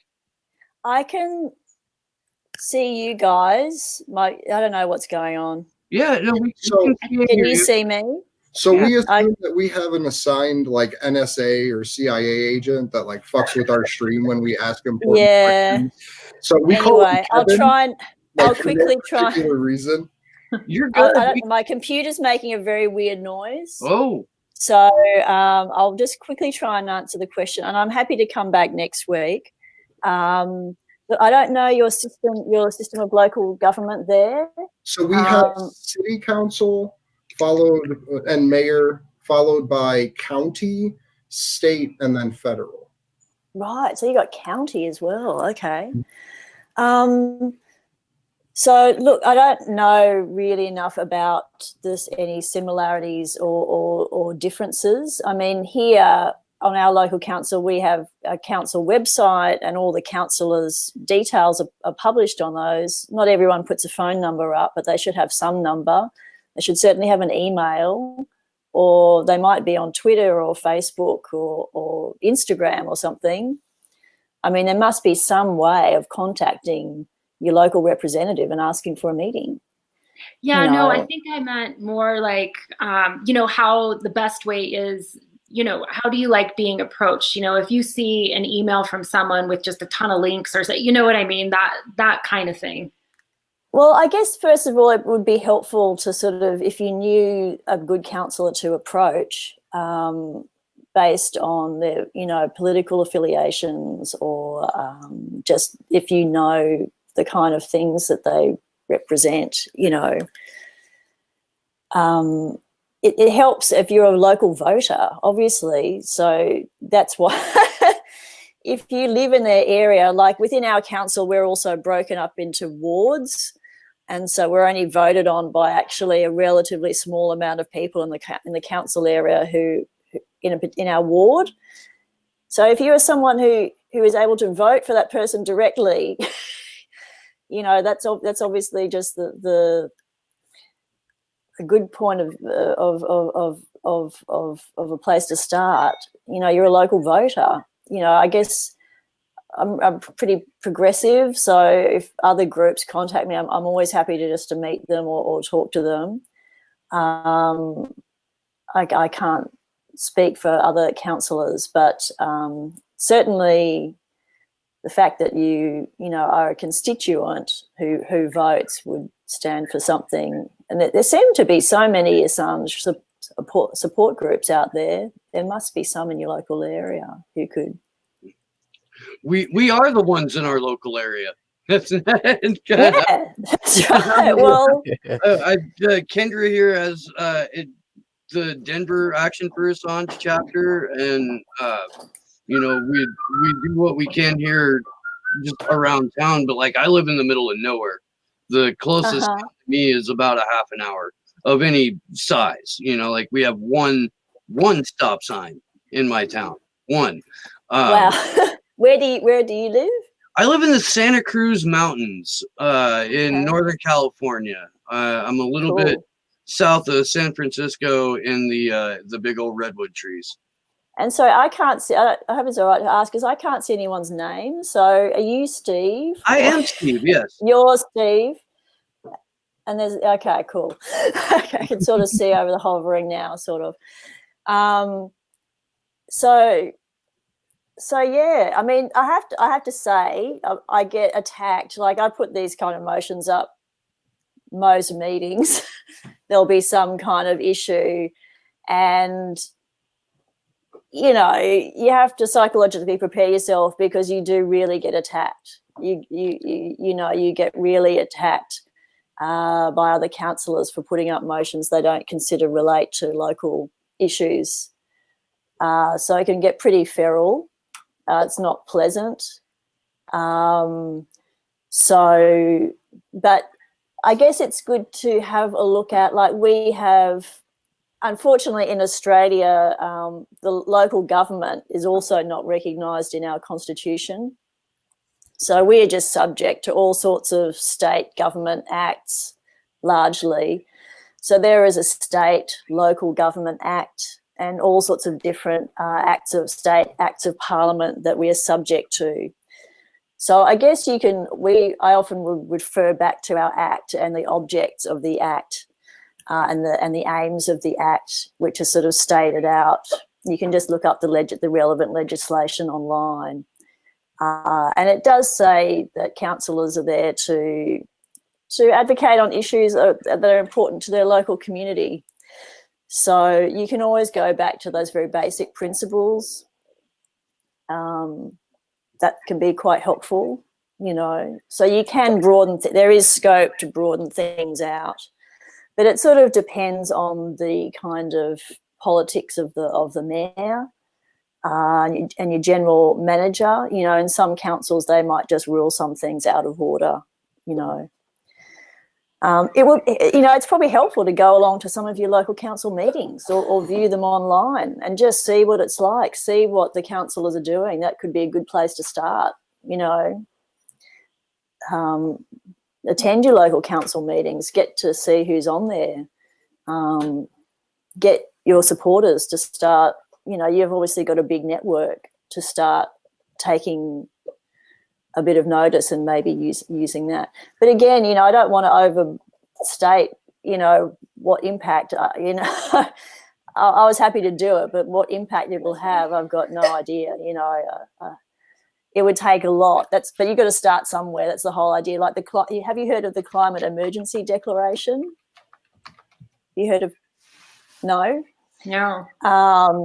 So there's a small, very progressive council in a suburb in Melbourne called Darebin Council, very left-wing, very green. And they said, we're going to declare a climate emergency. This is a state of emergency, you know, and we're going to change everything in our council to get rid of all the emissions. And then they went around trying to get lots of other councils to declare a climate emergency. Now, there are now, I think, close to 2,000 jurisdictions worldwide who have declared a climate emergency, including the British Parliament, you know, certain big states in Canada and so on, and they represent millions and millions of people. So sometimes something small doesn't always happen. Most of the time it doesn't, but occasionally a small action at a local council level or an individual level obviously will spread out. So the idea is to get strength in numbers and to get more councils. It would be amazing to get councils in the United States, in the United Kingdom to do it. But I know the council set up in somewhere like the United Kingdom, in England is very different, and it's probably more difficult there. Have you reached out to any groups like the Global Parliament of Mayors or Leagues of Cities? Like No. there's like groups nationally and internationally that essentially allow you to network with other mayors and council folk around the world. That may be something that would be a way for us to spread this kind of information. Well, I don't know of them, so I'm not involved in any of those groups. I haven't even heard of them. So if you want to send me some information, I'd be happy to look at it for sure. Can you still hear me? Yeah. Can I ask one more question? Oh, Sure. Is that okay? Sorry, I didn't mean to cut anybody off. go right ahead. I'm really fascinated with this idea of like you guys don't have a Bill of Rights. Is there a push for reforming that to introduce an idea like that, or are you guys kind of like are most Australians just kind of cool with not having a Bill of Rights and kind of playing it by ear and figuring things out in terms of legislation as it kind of comes up? Certainly the Greens, and there's probably been different Labor politicians, but certainly it's sorry, my son's there. Greens are trying to get a Charter of Rights or a Bill of Rights. If you look, I'm not a lawyer, but I've bought a legal textbook about our Constitution, and that's certainly something that's kind of discussed very, very prominently. But there's a lot of people, but they've never been able to get it into Parliament. The Labor Party did have it on their election platform, the last election, but then they didn't win. So who knows, maybe the next time there's a Labor government, they may or may introduce one. And the majority of Australians just wouldn't even have a clue, probably. But certainly anyone who's got an interest in left-wing politics are aware of the fact that we don't have one and that we need one. Absolutely. I think that you have to go, Chris, or you need to wind down here. Yeah. We always love it when you come on, man. It's thank you for having me. And will you please just kind of give us some closing out thoughts and let everybody know where they can find and where they can get those tickets to your virtual stand-up shows and whatnot? Yeah, I would say. But by the way, Philippa, you're fucking awesome. You're a wealth of knowledge and like. I'd love to come back. Yeah, I'll come back and like this has been awesome. Just kind of sitting here and listening and like learning about stuff. But I would say there's countries that are actually more shit than your own. That's what's even more oppressed. Feel better about things.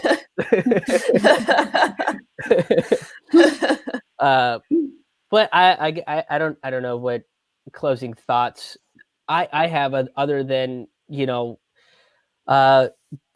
keep up the good fight in terms of fighting for Assange and for press freedoms, because it's him today, but who knows who it's going to be tomorrow. Is it going to be me or this channel, or is it going to be the gray zone? Is it going to be Lee Camp? And then now it's in our backyard and we have to fight for it. So keep your eye on those sort of things, and be careful, because when both faces of the corporate oligarchy start agreeing on the same thing, there's a reason for why they're doing that, and it's usually not a good reason.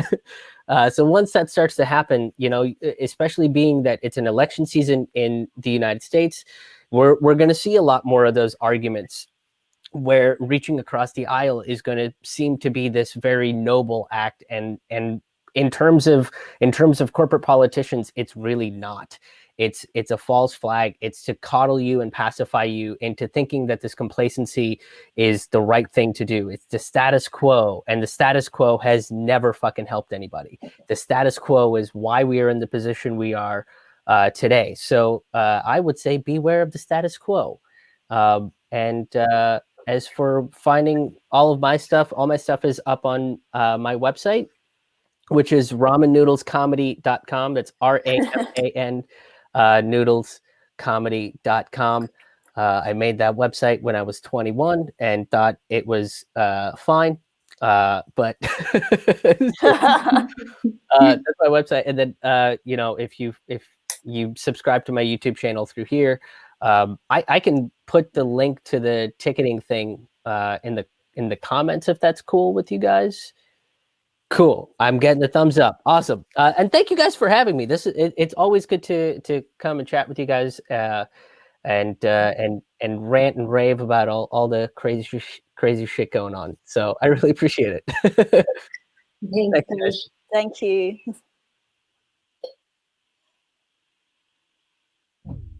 All right, everybody. Krish Mohan. Did you get that question, that chat question, Andre? Yeah. So we have two questions from the chat for you. The first one is, what advice could you share with people about approaching elected officials regarding highly controversial material, like going to a city council or a state representative talking about Julian Assange and other issues like that may seem like polarizing or out there? It always helps. Thank you for the question. Again, perhaps view or attend in whatever way you're able to these days. Your local councils might be still meeting and you can maybe still go to them. Go and watch them, watch the councillors. Go back through, hopefully in Australia they're referred to as the business papers, the big books. They should all be online. You should be able to go and look at the motions, and if you go to the minutes, you'll be able to see how people voted. Just get to know your local elected representatives. If you have a local group, as I said, who lives in the area that votes for them, that's really probably the most effective way. But obviously, if you're going to go to a very conservative councillor with a request to put up a motion on a controversial issue, they probably will just ignore you. So I'm a Greens. I don't know if you have many Greens councillors over there, but I'd certainly be saying try your Greens councillors. See what kind of legislation or acts that govern your councils. Just get a bit of and see what you can refer to that would give you some scope. Something that's very successful in our area is when you have an issue. It's not necessarily a controversial issue, but it's an issue that, for example, a union may be interested in. So it would be fantastic if you could get a representative of your local journalists union who lived in the area especially, but even if they don't, to write letters. As in emails. In the UK, we saw the recent labor leaks, which exposed the just blatant raw corruption within the Labour Party in the United Kingdom. In 2016, we had the DNC leaks and the Podesta emails that exposed the raw amount of money laundering and election fraud within the United States. Do people suspect, or is there a frequency of election fraud in Australia? How is election integrity handled out there? Well, there's certainly plenty of corruption around, but with elections, I think, I would say the majority of Australians, probably myself included, have a high degree of confidence in our electoral system. We have independent electoral commissions. We have a federal electoral commission and state-based electoral commissions. They're statutory bodies at arm's length from any particular government or political party. And I could be wrong, but they seem to operate with a pretty high level of integrity. There's a lot of electoral boundaries do change from time to time, because basically within any particular electorate there should be roughly the same population. I lived in a state called Queensland.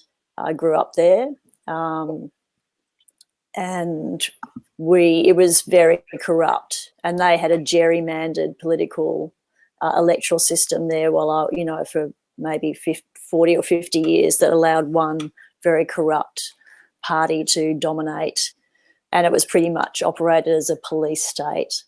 But I think that government was brought down by a terrific journalist, actually, a report. So we have a pretty good electoral system here. It would be very difficult for anyone to influence that. There are other types of corruption, obviously, but not electoral. So one last question, and this isn't coming from the chat, but is there any way to try to get like the Irwins and the Sydney Zoo involved? Like, is that, I know that seems like weird and like left fieldish, but like I picture them as just an ignorant American being like, not celebrity, but like well known out there inside of a sphere of people that don't receive information about stuff like this. So are you talking about for America or for Australia? Because like the Irwins are just not really. Do you mean like Steve Irwin, like his family? Yeah, who you're talking like, about? prominent environmentalists, I guess. Is there any way to like maybe expose them to like the Milton Report and to Rotfish and to the other environmental documents that WikiLeaks has shown as a way to try to get the environmental movement in Australia to support them? Look, we hear nothing about them at all. Like, so I don't know, maybe they have shows in America or something, that they're not really in any kind of way public figures in Australia. Oh, sometimes they're in like the Jimmy Kimmel shows and stuff. Oh, okay. Sorry, my son's giving me feedback because he watches a lot of American stuff on YouTube. So I've just been informed that they go on American TV shows, but they're not on Australian TV shows as far as I know. But that would be interesting. There's a lot of other environmental groups, and so if WikiLeaks has done work in exposing environmental crimes or whatever, sure, that could be something that could be of help. But are you looking more at you're looking at America, of getting your American councillors on board? Yeah. I think that's a great idea, Andrew, for here as well. That's a really good idea. But I guess, you've all been activists in this area. I'm just a bit of a blow-in all honesty. I grew up, Julian Assange was born in Queensland, and I'm pretty sure, I think he was born in 1971, which is when I was born. So I think we're both a lot of people who grew up in Queensland in that particular era, the 1970s and 80s, became very politicised because it was essentially a police state run by the National Party and this very, very corrupt politician and a bunch of cronies. But yeah, you've all been doing this a long time. I can just, I put up a motion last week, so I don't know if I'm the best person to really really advise you, but we're happy enough to find anyone involved with government at any level who will willingly say Julian Assange's name out loud or try and bring attention to these issues. And we couldn't be happier to have you join us.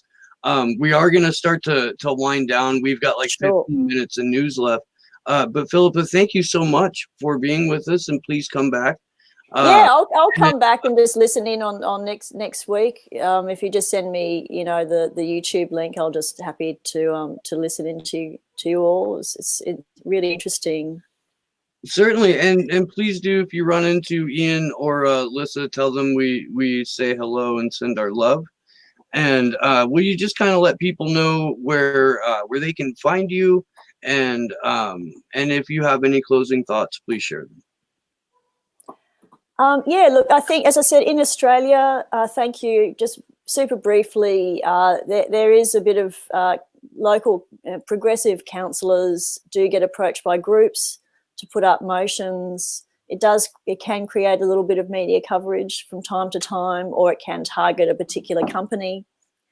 I ultimately don't know how effective it is, but obviously you can potentially build things up, and it does create a bit of interest. So it is one way that you can look at, because local government are, in theory, the level of government closest to the community, and they really should be directly engaging with local community members on issues that are important to them. So there's absolutely, you should give it a try.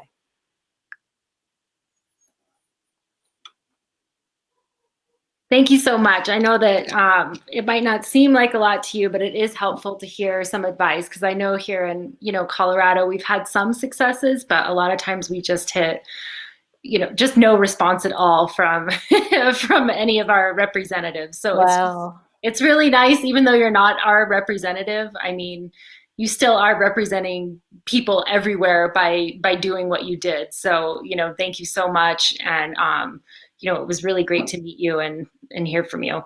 Yeah, great to meet you all too. Thanks very much for the invite.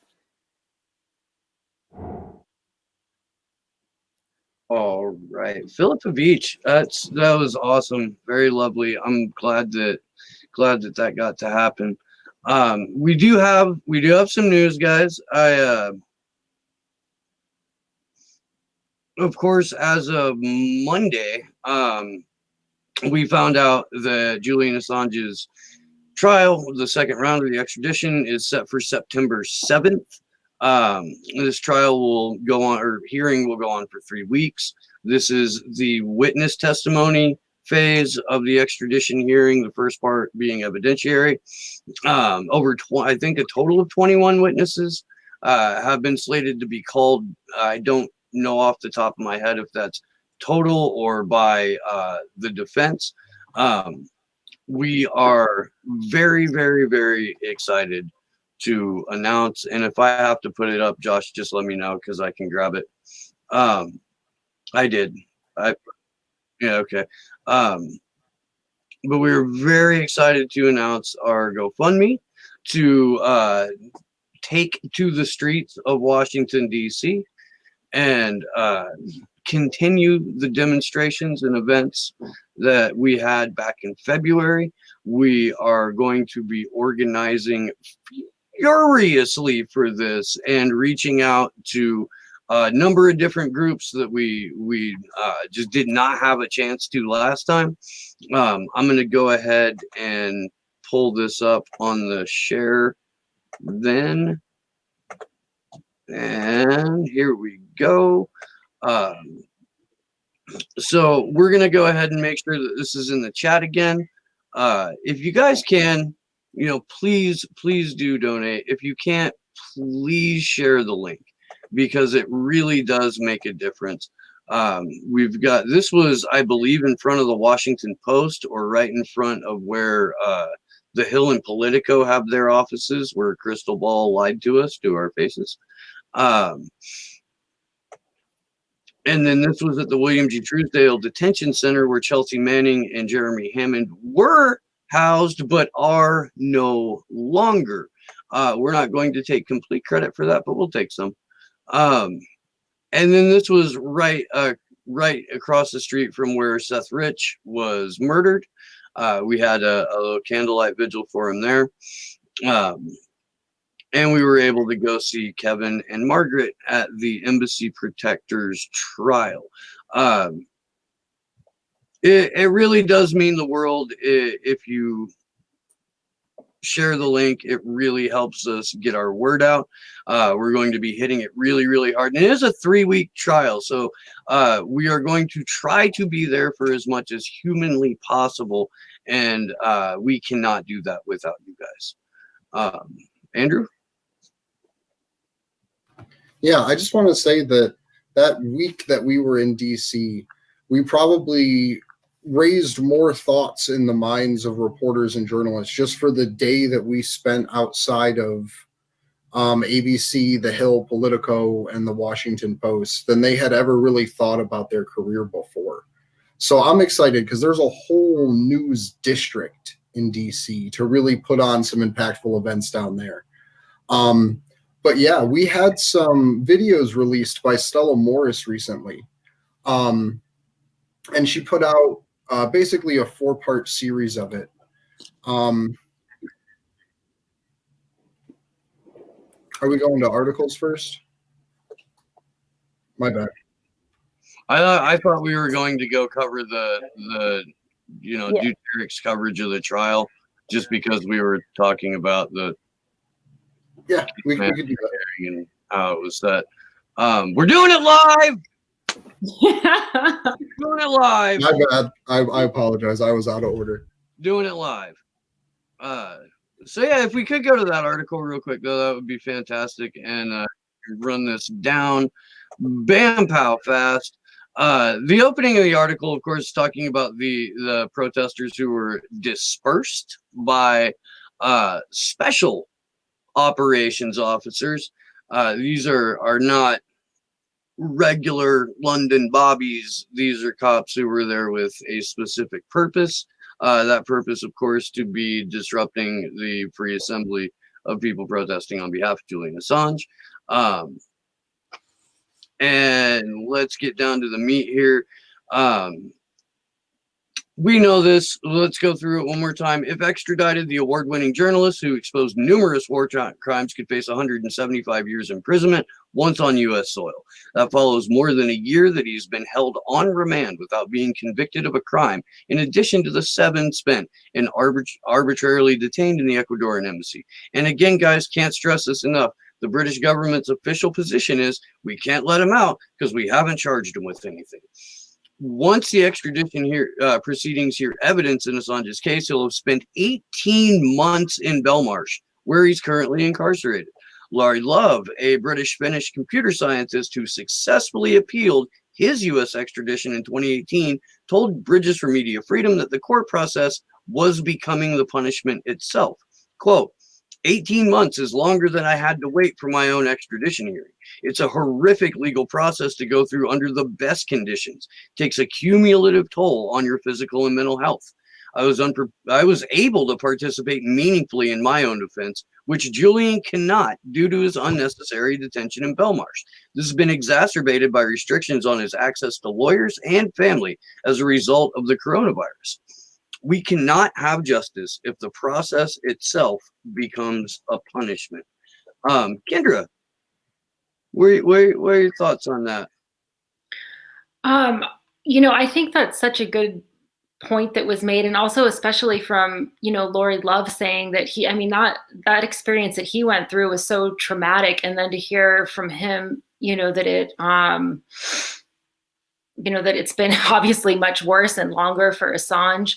And then on top of that, my thoughts on that really are that right now, Wise Up Action has always put out some really good links of who to contact. So I think now is a good time to really pressure the court, because they're deciding which court is going to hear this case, which court will have the space to hear it. So I think it's important that we make sure that they have public space, and that we really voice our concerns over that now within the next coming week. And then I also think, we really need to put the pressure on. It's disturbing to me that I know September is a ways away, which is much better than July, but it's still not that far away to prepare, if they're only seeing Assange for 1 week. I'm thinking about us preparing for DC in September, and that's so much work.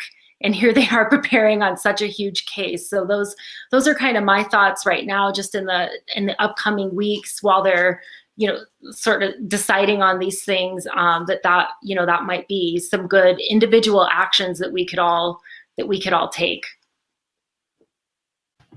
And I think with the way he's being treated and the length of time he's been in Belmarsh, it reflects essentially what SAMS is in the United States, the Special Administrative Action that we covered a couple weeks ago.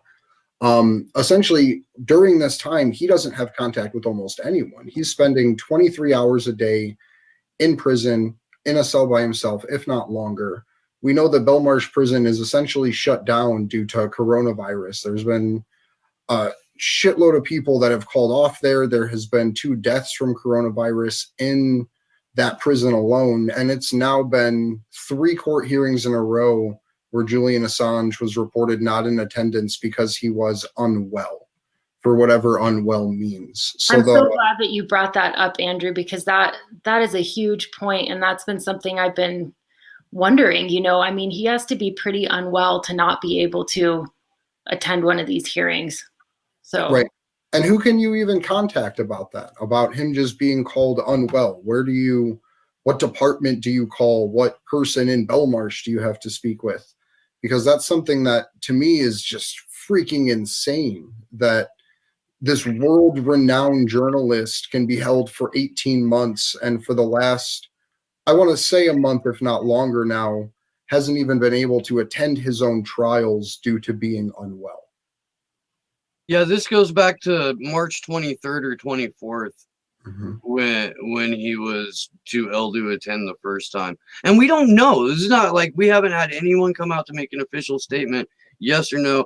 I did read earlier today that he will have, they'll have another opportunity to present him to the court in June. I hope he's well enough for that, but I would like to be able to speak with somebody on his legal team who could kind of, confirm or deny as to how the state of his overall health. Our friend Mohammed Almazi, writing out of Sputnik, was able to grab a short interview with John Shipton, Julian's father, as the court let out. Just kind of highlight a little bit of this. It's not too terribly long. If my computer stops freaking out, wow, that was neat. So Mo asks John Shipton what he thinks of the judge's decision to schedule in September. And Shipton says the September date suits us, suits me, and suits the family, so we can all come and attend the hearing. It's a continuous hearing, so that's much more suitable to the defense. It's actually a relief to have the date from September 7th onwards. As to whether or not there's concern the hearing might be moved to a court outside of London, John Shipton says, well, I don't quite understand that because I don't know London very well and how far it stretches. However, we'll fight that battle when we come to it. We won today, and I guess from now on, we'll keep winning.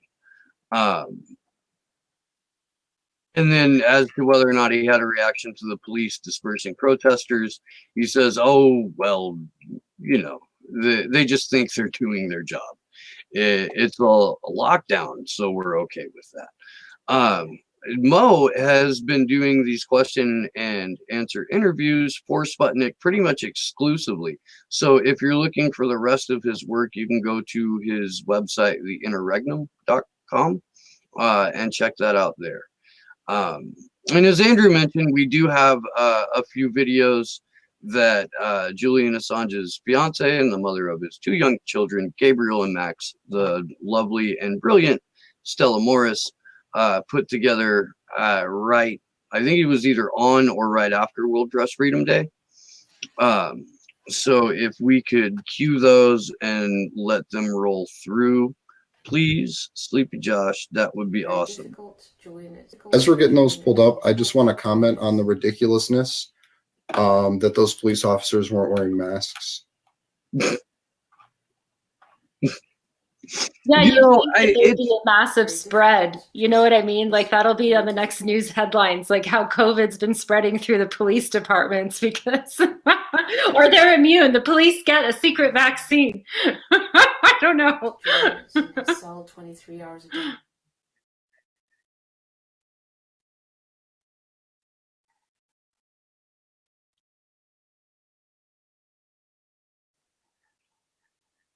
Okay, well, if they're not cooperating, they're not cooperating. I apologize. Bummer. I will put the links into chat for everybody to take a look at them. No, it's all good. We're already overtime anyway, So, you guys want to go ahead and wind it on down? Yeah. My name is Andrew Smith. You can find me on Twitter at Andrew Zigmund, Zigmund. You can find this on action_4 Assange. You can find our website at actionforassange.com. We put out weekly actions for everyone to get engaged with online right now. Yeah, I just want to thank everybody that joined us this evening and viewership, as well as for being a guest. And I'm Kendra Christian. You can follow me on Twitter at edebs13, and you can follow Denver Action for Assange at DNV Free JA.